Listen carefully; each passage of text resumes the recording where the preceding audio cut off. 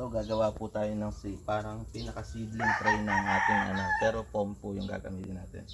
So mag DIY na lang po tayo kasi medyo mahal din para makatipid tayo, marami tayong magawa.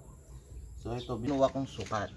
Pero kung meron po kayong ibang lalagyan na medyo mababa, mas maganda. Kasi yung dahon nila, once na lumaki na sila, kung ganito kataas, medyo magsisiksikan.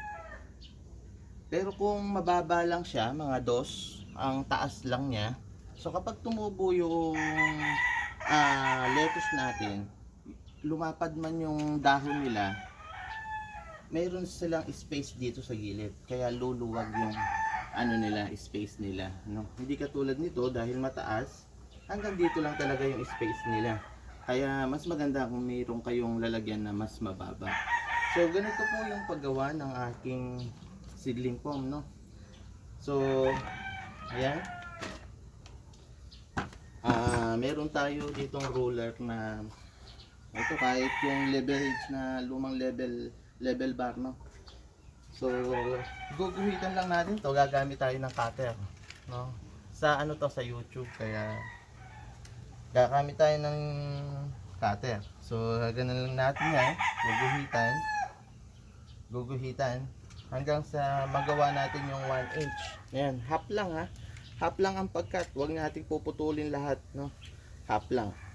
So, cut lang natin yan. Pagka-cut natin, gumamit tayo ng chani. Nasaan chani ito?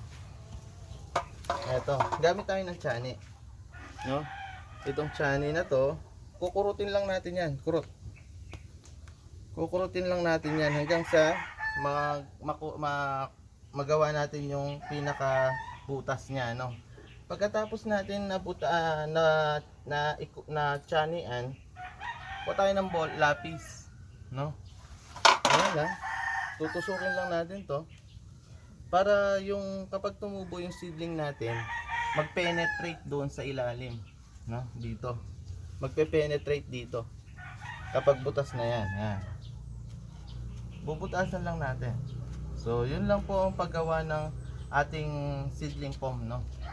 At sa susunod na video ko po, ituturo ko naman po kung paano natin maiiwasan yung pagdami o pagkapal ng lumot, no.